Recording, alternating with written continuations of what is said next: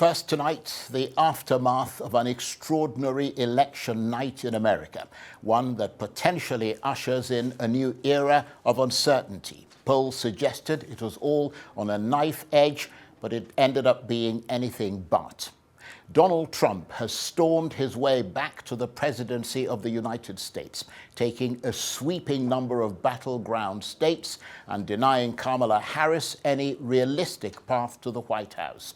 He was on the cusp for some time with 266 electoral college seats, needing only 4 more to be crowned the winner and 47th president-elect. And then he swept to victory in a historic comeback. And along with it, his Republican Party also took the Senate. Speaking to a raucous crowd at his campaign headquarters in Florida and flanked by his wife, children, and campaign staff, he saluted those who helped to propel him back to the top job. Very much. Wow.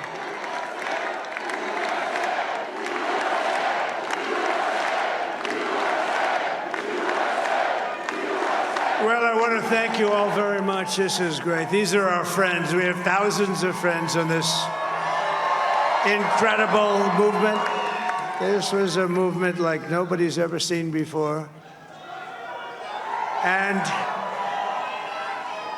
frankly, this was, I believe, the greatest political movement of all time. There's never been anything like this in this country, and maybe beyond.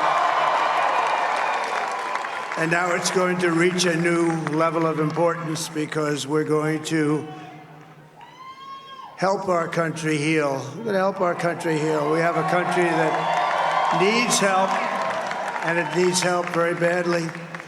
We're going to fix our borders. We're going to fix everything about our country. And we made history for a reason tonight, and the reason is going to be just that.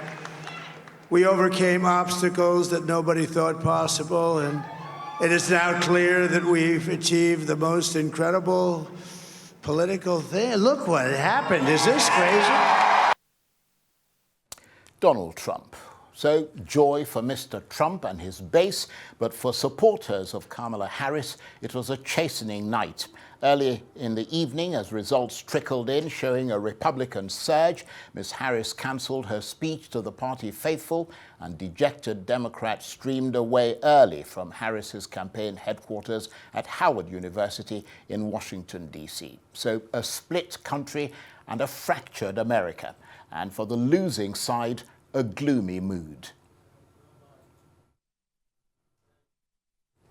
So Donald Trump is back in the White House, and for his reaction to that history-making comeback, I'm joined now on the line from London by the US Republican strategist Greg Swenson. Thank you very much indeed for joining us, Greg. A long day for you, no doubt. I've seen you on a number of television stations around the world. But let me start by asking you this. Was this an election that Donald Trump won or that Kamala Harris lost? I think it's both. And I'll say it might even be 3 things, Charles. And it's a great way to think about it and a good question. Yes, President Trump won. He won because of his resilience. I mean, he's gone against the Russia collusion hoax, the Charlottesville hoax, the 51 intelligence officers hoax, all these schemes to try to crush him. And then, of course, the lawfare and the weaponization of the justice system. So he's just faced countless things, not to mention an assassination attempt. So, good for him and his resilience. But also it's his policies and his outcomes.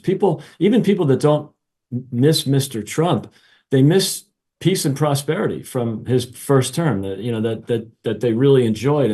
And given, the condition of the country now, they especially miss that. But you brought up a good point. I think Vice President Harris was, in fact, a really flawed candidate. She's never won a primary. She's never had to go through the primary or the nomination process.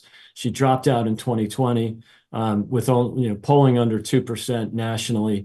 She was only ranked number 7 out of 8 in South Carolina, which is typically a very friendly place for Democrat candidates like Kamala Harris. So, she failed in 2020, and then, she wasn't a particularly popular or well-liked vice president. She was polling in the high 30s. She was polling even below Joe Biden, which is saying something. And then, she was plucked at a very awkward time because, obviously President Biden waited too long to drop out of the race. So there wasn't really time to do a proper nomination process. They could have had an open convention and done it there, but they chose not to. So, she was really elevated into a role that in many ways she wasn't prepared for. She's never had to go through a long, grueling primary campaign, which all presidents go through. So yes, she was, it's a bit of President Trump won and a bit of Vice President Harris lost. But the third thing to look at, Charles, is anybody attached to the Joe Biden administration was going to have a really difficult time in winning an election. It might have been Kamala Harris or anybody else. If you were attached, whether as vice president or by some other means, to attach to the Joe Biden administration and the failures of his policies and the horrible outcomes that Americans are suffering through, yeah, it would be really hard to win. And I think that's why it's a bit of a combination. Well, I think it's also important to bear in mind, Greg, that Kamala Harris had just about 100 days to run a presidential campaign. And of course, Donald Trump had 4 years. He's been doing it since he lost the election in 2020. But you do make a point there, of course, because the US is no exception to anti-incumbency sentiment. And that was a very heavy burden for Kamala Harris to carry forward, wasn't it? And it's a weight that President Biden would also have carried.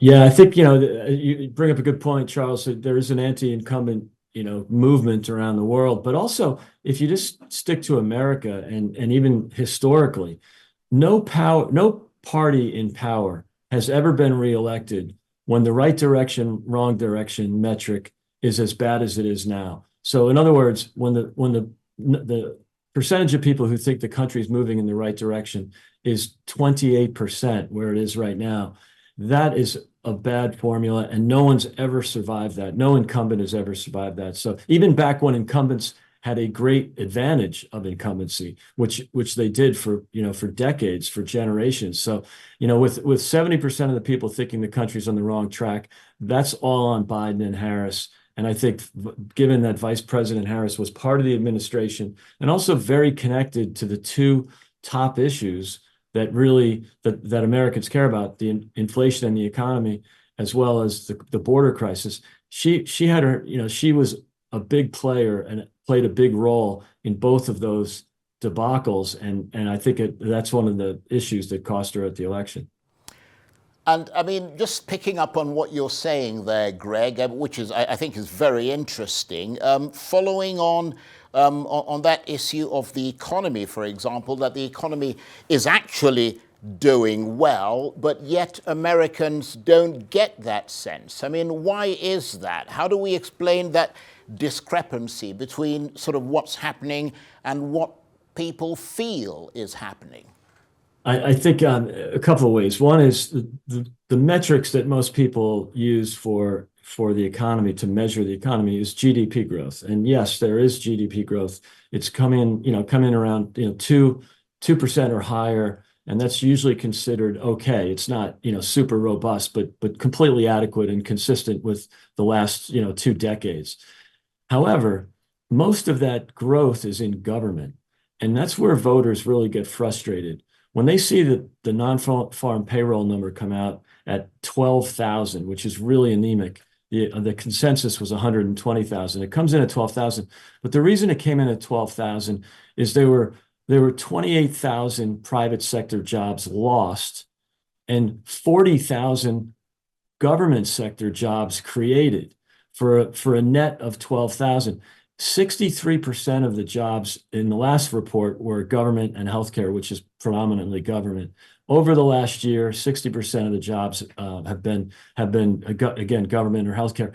This is a really bad sign. This means that the growth of the state is what's driving GDP growth. So that's not real. That's not sustainable. The Biden administration stimulated the economy with $8.5 trillion in government spending most of it borrowed money, and they got $7 trillion of economic growth. It's really bad math. You're supposed to get a multiple. So it's really bad math. $1.5 trillion just disappeared.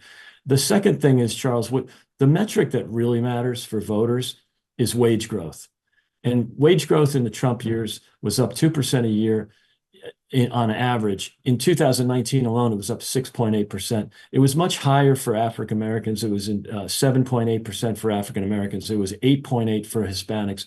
For the bottom 10% of earners, it was in the eights. For the bottom quartile of earners, it was in the eights. So what we're seeing is in the Trump years, what we saw is lower income people making a lot more money. The people in the top bracket were coming in around 2-3%, and that's why the median was 6.8. So in the Biden years, minus 3.5% in wage growth in real terms. I mean, that's really horrible. I mean, it's one thing to have anemic growth like we had in the Obama-Biden years, about 0.5% a year in growth, but negative GDP, I mean, negative real wage growth. I mean, it's really hard to win an election when you're associated with that. So the economy is not as good as it reads on that the top line figure in these announcements, because most of it's government. And of course, Greg, after the economy and the cost of living, the other thing you mentioned was immigration. That was number 2. And Mr. Trump was able to very successfully use Kamala Harris's words from the 2020 campaign against her. So there were a lot of ads that we saw. I mean, you're a strategist. You were probably advising him on what to do. I don't know. But I mean, there were a lot of ads that were run using sound bites from that campaign. So in the 2020 Democratic primary, Kamala Harris was one of the candidates, and the only lane open to her was on the left, and she ran hard on the left, and she took positions on things like immigration, healthcare, transgender matters that have come back to haunt her in this campaign. And Mr. Trump really hammered her on those, didn't he? Yeah, he really did. And I think, a lot of times the Trump campaign just ran clips of Kamala Harris, not with any, edits or anything. So I think it was really difficult to her to come back from that. And there's still a great mystery, Charles. Nobody's been really able to define whether she's actually believes in those things. Does she believe in fracking bans? Does she believe in electric vehicle mandates? Or was she just tacking to the left to try to win the nomination? Well, if she was trying to win the nomination by tacking to the left, it really didn't work out because, as I said, she never got over 2% in the polls. So she was a flawed candidate. It's unfortunate that she was put in that position. I'm sure she wanted to be in that position, but you brought up a good point. 100 days is not a lot of time to not only to run a campaign, but to learn how to campaign. So she's not very good at it, as it turns out. And I think that, President Trump was able to take advantage of that. Well, it remains for me to say congratulations, Greg. I mean, all your work has paid off. Thank you very much indeed. Greg Swenson is a U.S. Republican strategist. He was talking to me on the line there from London.